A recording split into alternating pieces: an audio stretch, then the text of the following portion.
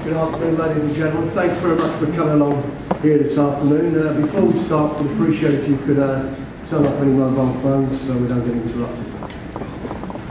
Anyway, we're here this afternoon to announce the date for the debut of the Olympians, James DeGale, Frankie Gavin and Billy Joe Saunders, who will be boxing on the undercard of our show at the NIA in Birmingham, as I said, on the 28th of February. I'm personally really looking forward to this. This is a start, as I've said before, of a long journey for these guys. They're going to be making their way in professional ranks, having done, all of them done extremely well as amateurs, got great pedigree behind them, won many tournaments and medals and been a credit to their country, representing them. And now they're off to represent themselves and make themselves rich men and become household names in the professional world. And I believe that they will, the three of them, provided they stay at it, be focused and work hard, I believe they have the ability and will go all the way. For me, it's sort of like another lease of life in the boxing game. I'm delighted to be involved with them, to be involved in helping to develop their careers and develop their talent and take them on to bigger and better things. And so it's a challenge not only for them, it's also for me to ensure that they get the best possible guidance moving forward to ultimately become not only world champions but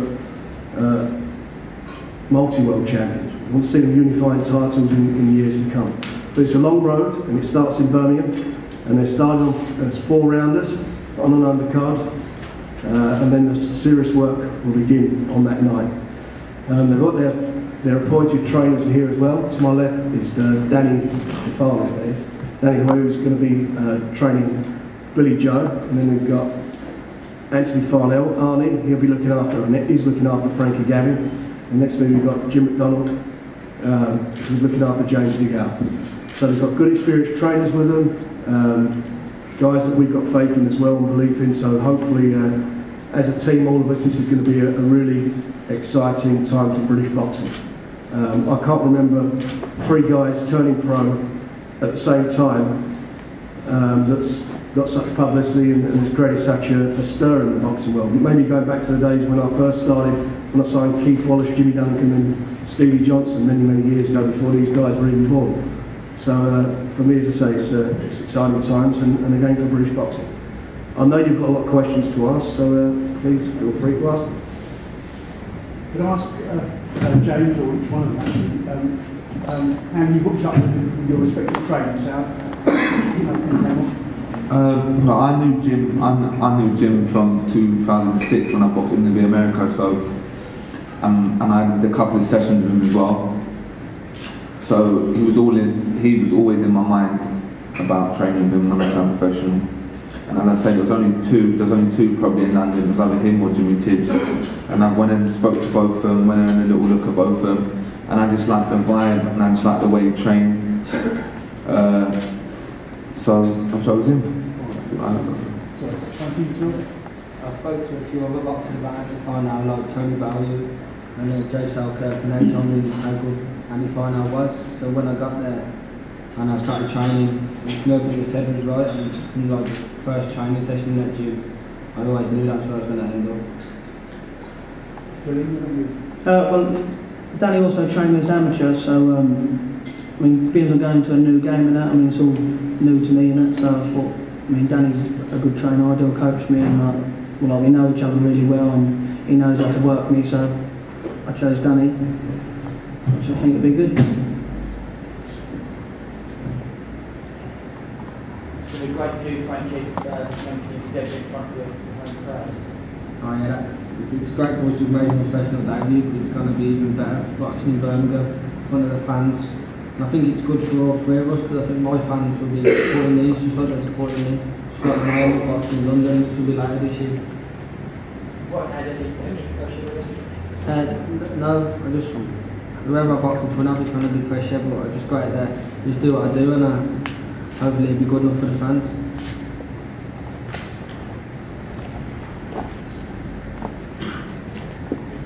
Frank, you've got a lot of experience obviously in this game. What are the pitfalls for this thing to watch for? Is believing I mean, obviously, we're in a sort of a promotion business. You're in the business of generating publicity so that, you know, the guys get known, so people buy tickets, they'll watch their fights on TV. It's basically for them not to believe too much of their own publicity. They've got a long way to go. You know, the amateur, what they've done in amateurs, the amateur level is you know, done everything. And as I said earlier on, all credit to them, but this is a different, totally different sport now. You know, the amateurs and pros is much different than it was years ago. I'm sure they're finding that themselves.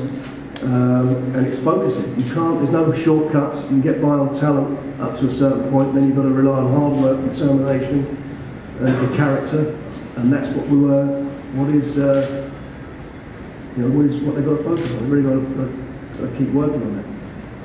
Frank, after Amir's experience, it was obviously right to get the trainer, the right man training them from the off. Are you happy they've made the right choice?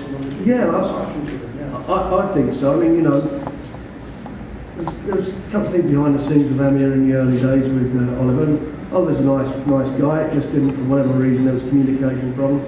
I never got to see the Cuban beforehand, and that was a shame, you know, with the problem we had with the opponent. But he's settled down now. He's with Freddie Roach, and so that's good. I don't like seeing fighters chopping and changing trainers. I don't think it's good for them. I think they need some continuity in their careers. I think they need, you know, and need that. And I think, or hope that these three guys will be here at the end of their careers. Frank, what's your TV challenge? Oh, I haven't done a deal yet. I'm negotiating with 3 companies at the moment. Sorry? Who are they? Who are they? Yeah. Just pick any 3 Frank, how many times do you think the 3 will box this year? And will 6 to 8 times a year. And will it all be on the same card? Yes, that's the objective. I'm hoping the next show will be in London. So, but you know, it's exciting, man. We've got a big shark here. You know, with Matt Skelton and Martin Rogan, and you know, Don on there as well, and Stephen Smith. It's a cracking little bill up there. So it's a chance for, you know, for everybody in the Midlands to get out there and see the, you know, see some of the best of the old talent and the new guys on the block. Last of the 3 fellas there, when you went in the pro gym for the first time, what was your fitness like compared with professional fighters? Fitness type? Your fitness levels?